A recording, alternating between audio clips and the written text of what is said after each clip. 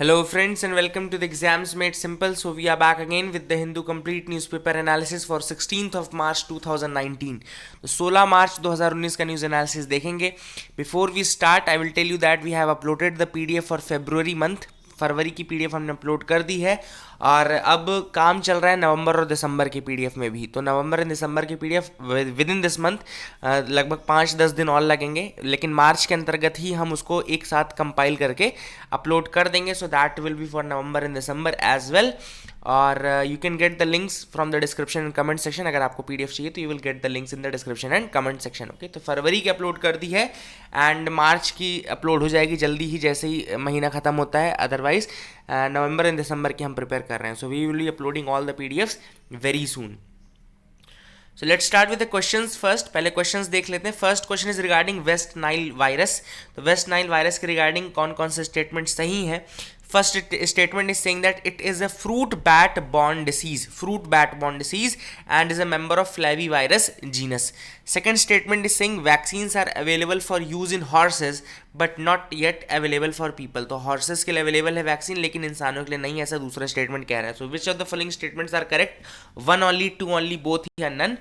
Question number 2 is climate vulnerability index for India is prepared by. India के लिए climate vulnerability index इनमें से किसने प्रिपेयर किया. Options are UNESCO, second is United Nations Environment Programme, third is Ministry of Environment Forest and Climate Change, and option 4 is none of the above. So this is question number 2.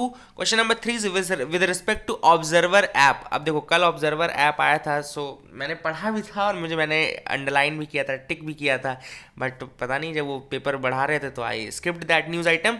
But observer app के लिए regarding मैंने questions बना दिए हैं, तो इस question के through आप ऑब्जर्वर ऐप के बारे में पढ़ लीजिएगा. ऑब्जर्वर ऐप के रिगार्डिंग कौन कौन सा स्टेटमेंट सही है. First statement is saying that its objective is to help voters register complaints related to the conduct of assembly and Lok Sabha polls. Second statement is saying that it's a mobile application launched by Election Commission of India. Which of the following statements are correct? One only, two only, both या none. So these are the 3 questions for you today. Please do try to answer these questions in the comment section below. और observer app के बारे में पढ़ लीजिएगा, otherwise I will be telling you. Okay. So let's move to the news analysis part. Friend, the first news is very disheartening news. बहुत ज़्यादा ये दुख की न्यूज़ है. And gunman on the rampage kills 49 in New Zealand mosques. Okay, तो New Zealand में एक क्या बोल के ऐसे इंसान को इंसान नहीं बोल सकते अपन, जानवर बोलते हैं ऐसे लोगों को.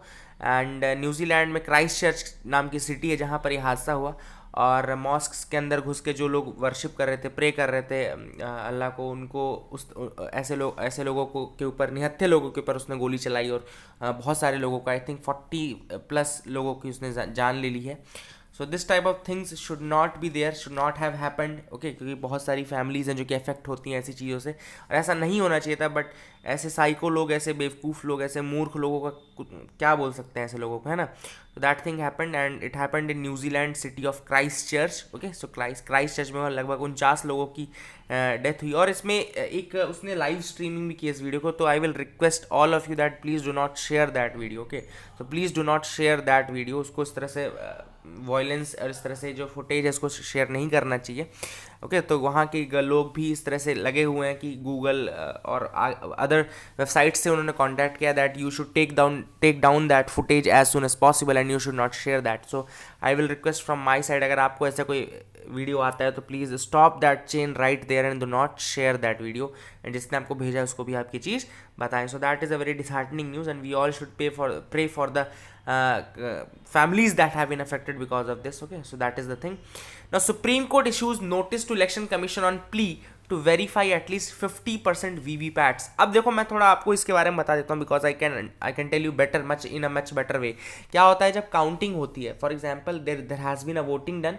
अभी सपोज वोटिंग हुई, अब वोटिंग एक पोलिंग स्टेशन में नहीं होती, एक कंस्टिट्यूएंसी के अंदर बहुत सारे पोलिंग स्टेशन होते हैं जहाँ पे वोट पड़ते हैं. ओके, तो फॉर एग्जाम्पल जैसे मैं अगर अपनी कंस्टिट्यूएंसी का लूँ तो there were 256 polling station, 256 polling station थे. तो जब काउंटिंग होगी उस सीट की तो वो सारे 256 पोलिंग स्टेशन के वोट काउंट किए जाएंगे. ओके, उन सारे स्टेशन के वोट काउंट किए जाएंगे. तो वो जो काउंटिंग होती है वो सीधे के सीधे कंट्रोल यूनिट के थ्रू हो जाती है. फॉर एग्जाम्पल जो वीवीपैट टोटल मशीन है उसमें 3-4 पार्ट होते हैं. एक होता है बैलेट यूनिट, जो आपने देखा होगा जहाँ पे आप प्रेस करते हैं ईवीएम में, जो बटन आप प्रेस करते हैं वो बैलेट यूनिट कहलाती है. ओके, सेकंड जो छोटी सी एक मशीन रहती है उसको कंट्रोल यूनिट कहते हैं, that is known as control unit, okay. And एक तीसरा अटैचमेंट जो रहता है जहां पर आपको दिखता है वो वीवीपैट कहलाता है, ओके। सो कंट्रोल यूनिट के थ्रू काउंटिंग हो जाती है।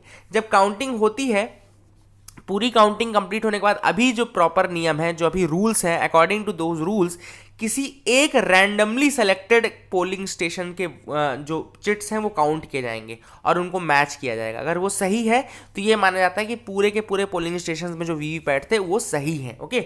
सो at present the rule is that you have to select one randomly select one VVPAT, और वीवीपैट के अंदर जो चिट्स गिरी रहेंगी उन चिट्स को वो काउंट करेंगे and then they will match that with the votes of control unit and then वो डिसाइड करेंगे कि सारी जगहों के पोलिंग स्टेशन करेक्ट थे। But now some parties and कुछ लोगों जिन्होंने ईवीएम और वीवीपैट के ऊपर सवाल उठाए थे, उन्होंने पिटीशन फाइल किया अपोजिशन पार्टीज ने, दैट 50% इलेक्ट्रॉनिक वोटिंग मशीन्स या 50% वीवीपैट्स के जो पेपर ऑडिट ट्रेल्स हैं उनको काउंट करके मैच करने के लिए उन्होंने कहा था। तो उसी के रिगार्डिंग सुप्रीम कोर्ट ने इलेक्शन कमीशन को लिखा है कि आप क्या सोचते हैं, क्या बात है, आपको क्या ख्याल है कि ऐसा करना चाहिए नहीं करना चाहिए। देखो मेरा पर्सनल मानना है कि ऐसा नहीं करना चाहिए, क्योंकि बहुत ज़्यादा हेक्टिक टास्क है, वो अपने आप में बहुत बड़ा टास्क है। ऐसा लोगों को लगता है कि ठीक है ये कर दो वो कर दो, लेकिन जो कर रहे हैं ग्राउंड रियलिटी में जो कर रहे हैं तो that will expand the entire process, वो अपने आप में प्रोसेस को बहुत बड़ा कर देगा। और अगर ये सारी चीज़ें हुई तो जैसे इस बार का इलेक्शन रिजल्ट आया था वो अगले दिन तक चल रहा था, इससे 2-3 दिन तक एक काउंटिंग ही होती रहेगी, है ना। तो वो सारी चीज़ें हैं जिसको सोच करके अब इलेक्शन कमीशन बताएगा कि अपना जवाब वो क्या लिखते हैं। So that is the thing. Shillong Time editor gets Supreme Court relief. अब शिलोंग टाइम एडिटर के बारे में हमने आपको बताया था कि कंटेम्प्ट ऑफ कोर्ट का केस लगा था, कंटेम्प्ट ऑफ कोर्ट का केस लगा था शिलोंग टाइम्स की एडिटर में। तो ये भी आप प्रीलिम्स के लिए फैक्ट याद रखें कि शिलोंग टाइम्स की एडिटर थी एंड जिनके ऊपर ये लगाया गया था contempt of court. Contempt of court के बारे में जल्दी से रिपीट कर देता हूँ कि सुप्रीम कोर्ट को पावर है under article 129। Article 129 gives the power to Supreme Court that it shall be a court of record and it can punish for the contempt of itself. Second article is for the High Court, that is article 215। तो 129 article जो है वो supreme court के लिए है और 215 number का जो आर्टिकल है वो हाई कोर्ट के लिए, that high court will be a court of record, एक कोर्ट ऑफ रिकॉर्ड होगा हाई कोर्ट, और they can punish for their own contempt, okay. Contempt मैंने आपको बताया था कि 2 तरीके का होता है, एक होता है सिविल कंटेम्प्ट, दूसरा होता है क्रिमिनल कंटेम्प्ट। सिविल कंटेम्प्ट मतलब कि for example you are wilfully disobeying any judgement of the Supreme Court और high court, you are not following any judgement of Supreme Court और high court, you are disobeying that decision, तो वो आएगा civil contempt में। Civil contempt में punishment जो होती है वो फाइन्स के रूप में होती है, पिक्यूनरी होती है। दूसरा जो है criminal contempt, for example if you are interfering with the judicial process of the Supreme Court और high court, you are obstructing the judgement, you are doing something that malafides the entire Supreme Court और high court. तो ऐसा कोई अगर गतिविधि आप करते हैं जो कि जजमेंट की प्रोसेस के बीच में आता है, इंटरफेयर करता है, तो that is known as your criminal contempt, और वहाँ पे आपको पनिशमेंट दी जा सकती है।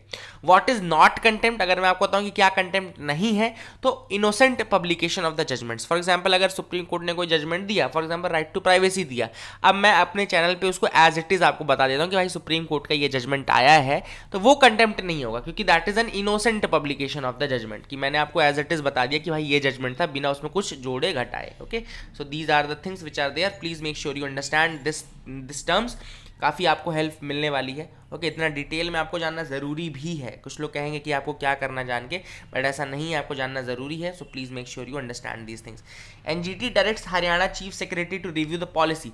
अब देखो हो क्या रहा है कि बेसिकली इंस्पेक्शन पॉलिसी है, इंस्पेक्शन पॉलिसी हरियाणा स्टेट की क्या है रिगार्डिंग इंडस्ट्रीज़। देखो इंडस्ट्रीज़ काम करती हैं, फैक्ट्रीज़ काम करती हैं, उनकी इंस्पेक्शन पॉलिसी होती है कि उनको चेक कब करना है। तो अभी हरियाणा में जो पॉलिसी है बेसिकली दैट इज़ देयर कि जो हाईली पोल्यूटेड इंडस्ट्रीज़ हैं as defined by the central pollution control board, उनको कौन डिफाइन करता है, central pollution control board.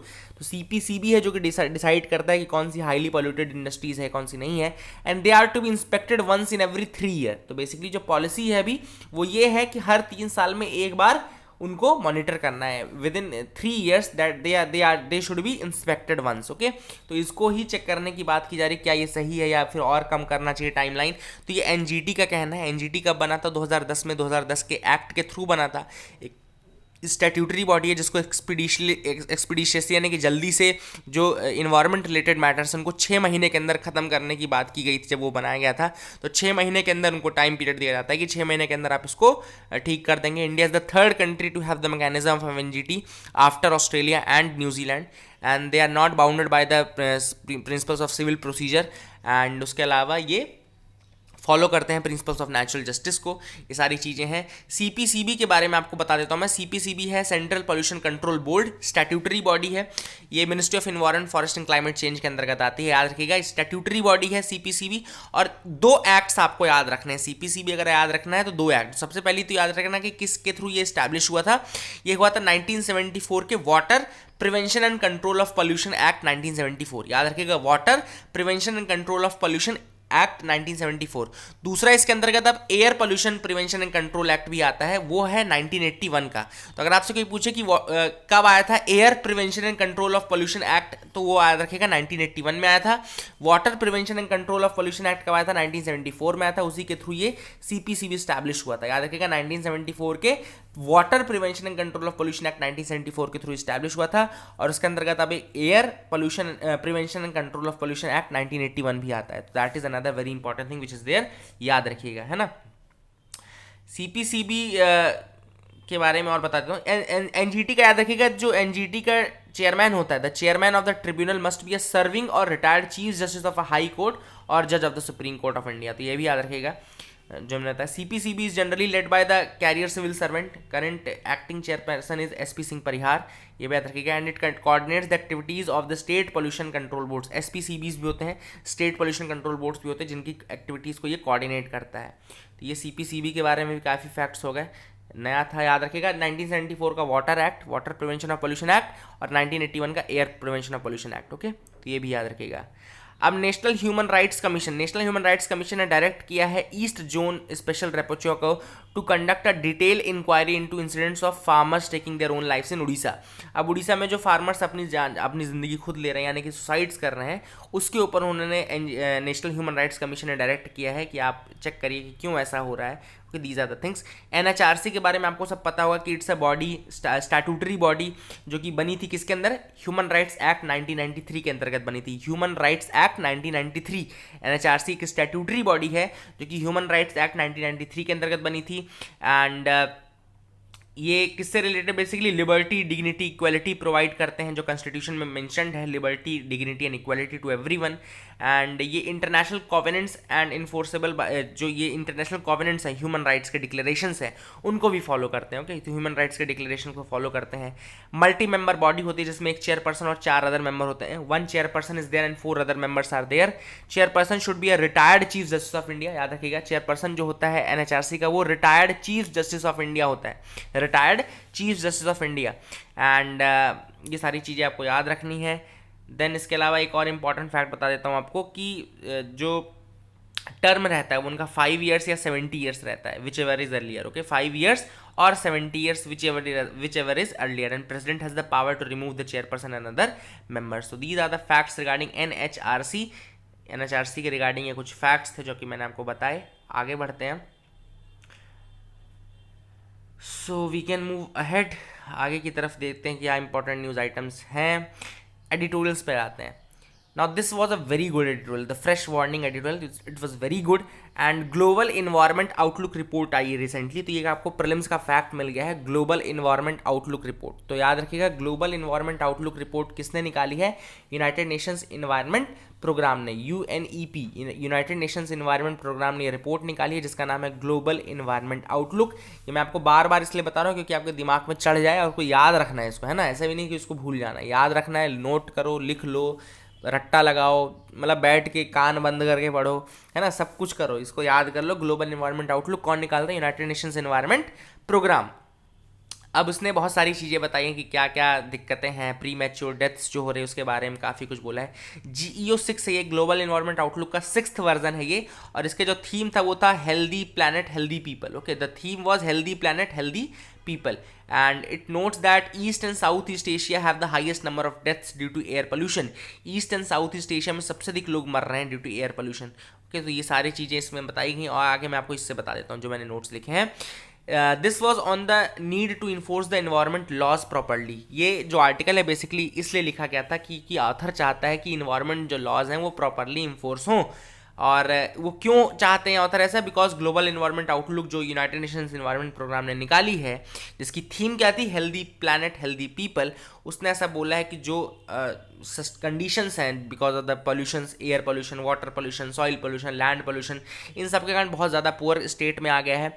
Waste इतना ज़्यादा जनरेट हो रहा है कि लोगों का सस्टेनेबल एग्जिस्टेंस है वो खतरे में पड़ गया। So all these things have been mentioned in the reports. So what are the findings of the report? So first finding is that east and south east Asia have the highest number of deaths due to air pollution. East और south east Asia में सबसे अधिक लोग air pollution से मर रहे हैं। Air pollution में के कारण लगभग 1.24 मिलियन पीपल की डेथ हुई थी इन 2017, मतलब 12 लाख से ज़्यादा लोगों की डेथ एयर पोल्यूशन के कारण हुई थी 2017 में। Then agriculture yield in India are coming under stress. Agriculture yield जो है, जो हमारा आउटपुट है, प्रोडक्टिविटी है, एग्रीकल्चरल प्रोडक्टिविटी है, that has decrease because of the pollution and all. तो उसके कारण हमारा जो प्रोडक्टिविटी है वो डिक्रीज हुई, क्योंकि जब पोल्यूशन बढ़ेगा तो टेम्परेचर चेंज होगा, और टेम्परेचर चेंज होगा तो उसका सीधा इम्पैक्ट रेन पे पड़ेगा, और रेन पे पड़ेगा तो एग्रीकल्चर इम्पैक्ट होगी। Then top 10% of population globally in terms of wealth are responsible for 45% of global green house gases emissions. Okay, तो ग्रीन हाउस गैसेज एमिशंस के लिए 45% गैसेज के लिए रिस्पॉन्सिबल है 10% पॉपुलेशन। ओके, एंड जो बॉटम की 50% population है वो केवल 13% एमिशन करती है। Then pollution impacts are born more by the poor citizens. तो पॉल्यूशन का जो ज़्यादा इम्पैक्ट है वो कौन ज़्यादा बियर करता है? वो पुअर सिटीजन्स ज़्यादा बियर करते हैं। तो ये भी रिपोर्ट के अंतर्गत बताया गया है। Now what are the solutions? क्या सॉल्यूशंस हैं? First, India needs to recognise that human cost of poorly enforced environment laws and demonstrate that political will to end business as usual policies. मतलब हमको ये रिकॉग्नाइज करनी चाहिए कि अगर हम इन्वायरमेंट लॉज को सही तरीके से नहीं फॉलो करते हैं, we do not follow the environment laws properly, then the cost will be bear by humans only.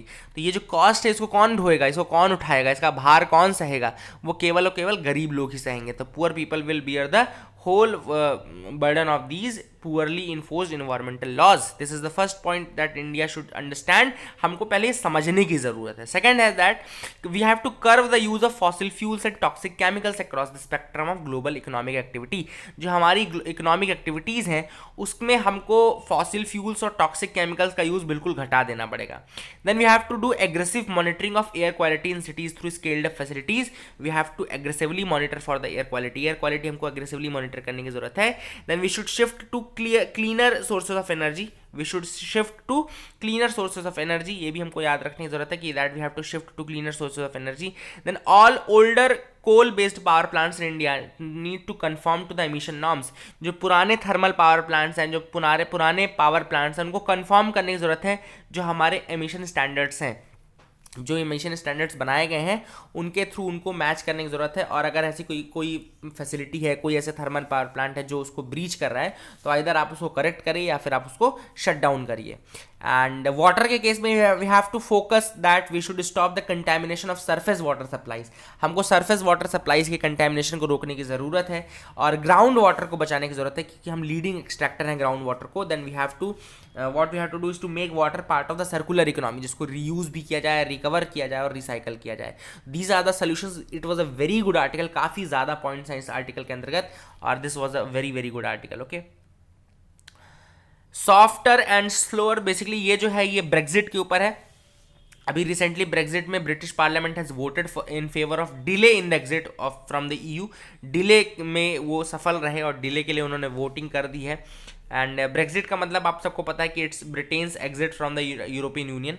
Britain का exit from the European Union. और इसके लिए जो रेफरेंडम हुआ था वो 23 जून 2016 को हुआ था. 23 जून 2016 को हुआ था, जहां 51.9% लोगों ने कहा था कि yes we want to exit from the European union.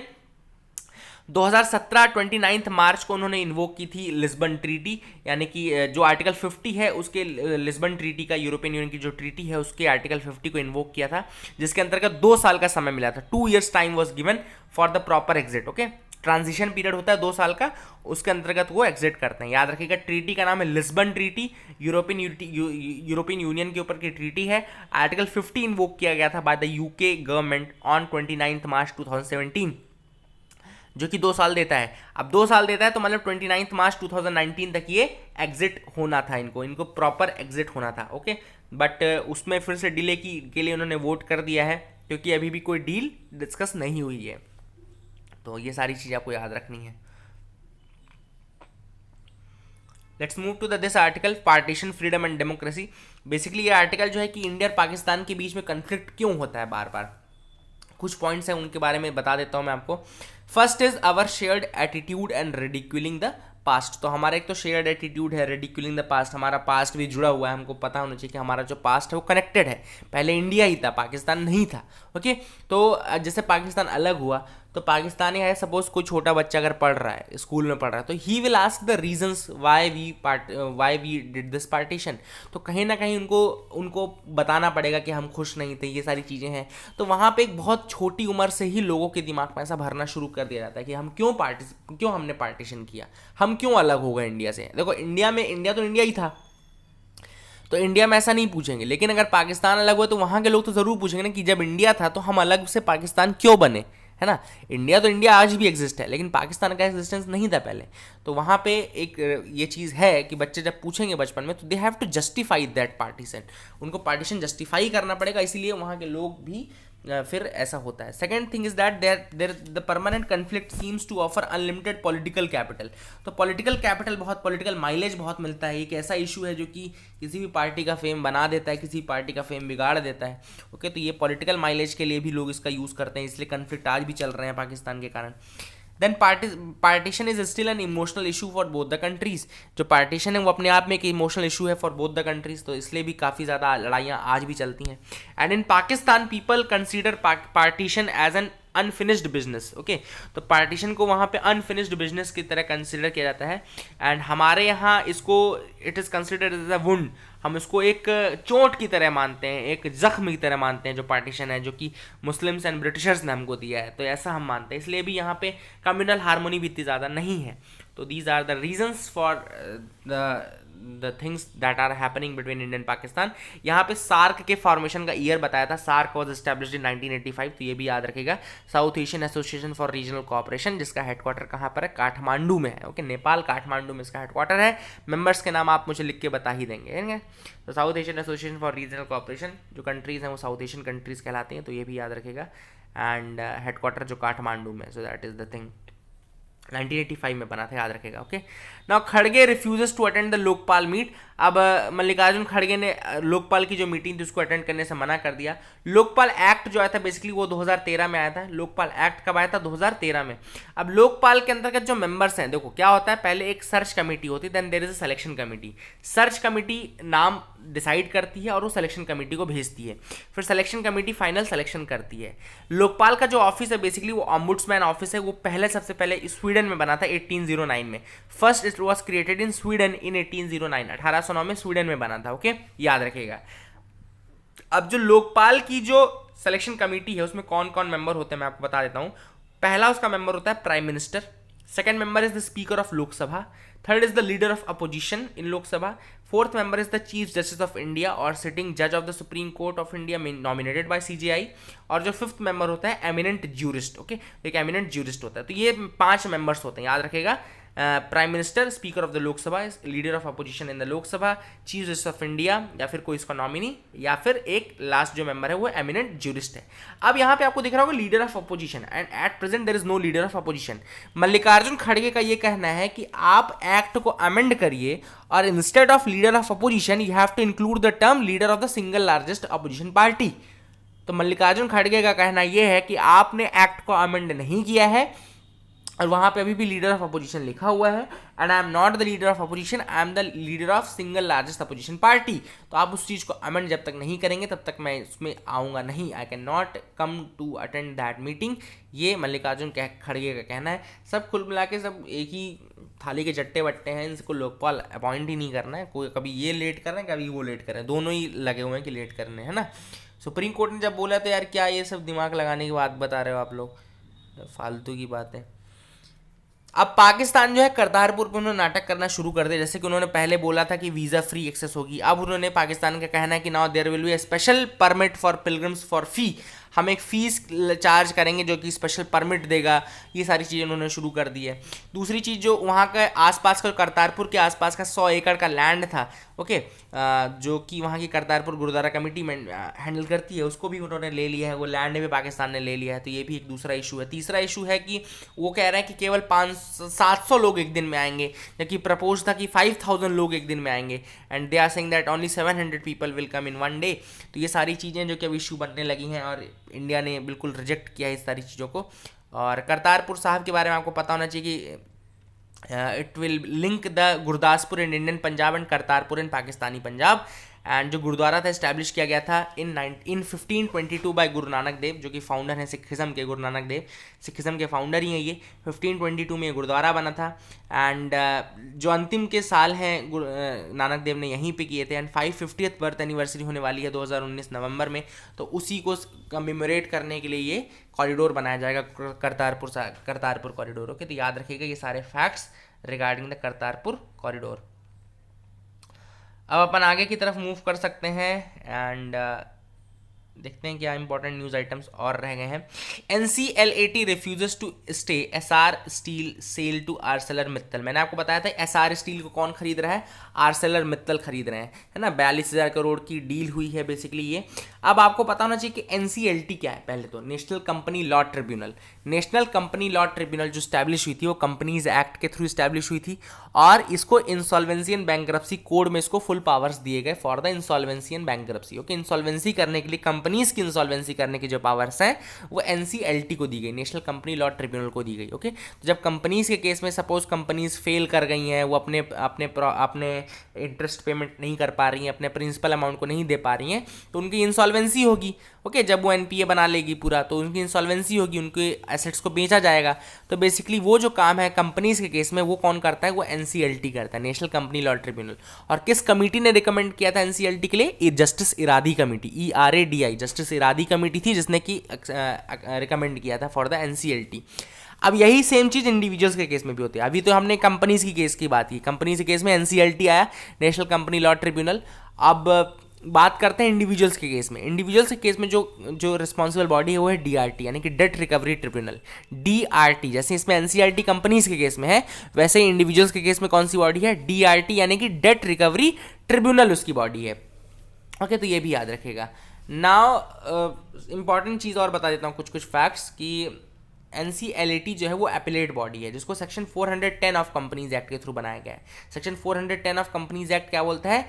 NCLTs की जो अपील है वो कौन देखेगा? वो NCLAT देखेगा। तो ये सेक्शन 410 ऑफ कंपनीज एक्ट है। उसी तरीके से ये 61 सेक्शन है of insolvency and bankruptcy code 2016 का जो आया था, तो IBC का ये सेक्शन 61 भी है। तो याद रखिएगा इसकी एपिलेट बॉडी है बेसिकली NCLAT। तो उन्होंने फाइनली रिफ्यूज कर दिया that we will not be staying this SR steel sale to Arcelor Mittal, और ये डील अब होके रहेगी। So that is the thing. Now we can move to the next pages. यहाँ पे फीफा ने 2022 के वर्ल्ड कप की बात की है। तो फीफा आपको पता है उसकी हाईएस्ट बॉडी है जो उसको मॉनिटर करती है। एंड 2022 का जो वर्ल्ड कप है वो कतर में होगा, याद रखिएगा। That world cup will be in Qatar and 2022 world cup. तो ये लोकेशन याद रखिएगा कि 2022 FIFA world cup will be in Qatar. And वहाँ पे 48 टीम्स के लिए इन्होंने बात शुरू की है। For 48 teams they are talking about that. अभी बातचीत चल रही है एंड याद रखिएगा। एंड यहाँ पे India is chosen to host the 2020 women's under 17 event. Okay, तो विमेन अंडर 17 इवेंट इंडिया में होगा, ऐसा भी कहा जा रहा है। 2020 का विमेन अंडर 17 इवेंट। अब ये चैंपियंस लीग का फिक्सचर है, तो इसमें सबसे अच्छा जो मैच है वो बार्सिलोना और मैनचेस्टर यूनाइटेड का होने वाला है। So you all must watch that. थोड़ा टाइम निकाल के देख लेना यार, कुछ नहीं होता। ऐसा भी देखो मत करना कि सारा दिन पढ़ते रहो, कुछ टाइम इधर उधर भी पास किया करना है ना। 10 मिनट तो निकाल ही लिया करो, हाइलाइट्स देख लिया करो एटलीस्ट। लास्ट पेज पे आ जाते हैं, उसमें एक मच्छर से रिलेटेड न्यूज़ है यार, इसको सही हो जाने दो 2 सेकंड, मैं ऐसे ही बता देता हूँ। चलो, एक मॉस्किटो किलिंग ड्रग बनी है बेसिकली, मॉस्किटो किलिंग ड्रग आई है and it can help a lot in fighting malaria. Okay, mosquito killing drug है जो कि हेल्प कर सकती है हमें मलेरिया से फाइट करने के लिए। बेसिकली ये बुर्किना फासो में आई है, it was tested in Burkina Faso and याद रखिएगा इसने काफ़ी कुछ कर्व किया है वहाँ मलेरिया के केसेस को। तो इसका नाम है इवरमेक्टिन। ओके, आइवरमेक्टिन, मैक्टिन ही बोलना है, मेस्टिन फेस्टिन मत बोलना, आइवरमेक्टिन। Okay, IVERMECTIN। यहाँ पे ये नाम मैं बिल्कुल बड़ा कर देता हूँ, यहाँ आपको दिख रहा होगा, आइवरमेक्टिन।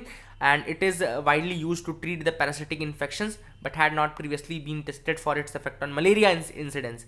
बट अभी इसको मलेरिया के लिए भी यूज़ किया जा रहा है आइवरमेक्टिन को, और काफ़ी ज़्यादा ये यूजफुल भी है। सो that is the thing, ivermectin, ये याद रखेगा। और ये पैरासिटिक इन्फेक्शंस के लिए यूज़ होती थी बेसिकली पहले, और अब मलेरिया के लिए भी इसको ट्रीट किया जाएगा। मलेरिया जो है इन्फेक्ट करता है over 200 million people in a year and kills nearly 4,35,000 in 2017 in Africa, mostly in Africa. 4,35,000 से ज़्यादा लोग लगभग यहाँ पे मरे टोटल लोगों में से। सो that is the thing, massive killer है मलेरिया। और जो मैंने दवाई का नाम बताया आइवरमेक्टिन, उसको याद रखेगा। सो that is it for the day friends. I hope you like that video. Please do like share subscribe, keep loving us, keep sharing us. Thank you and have a nice day.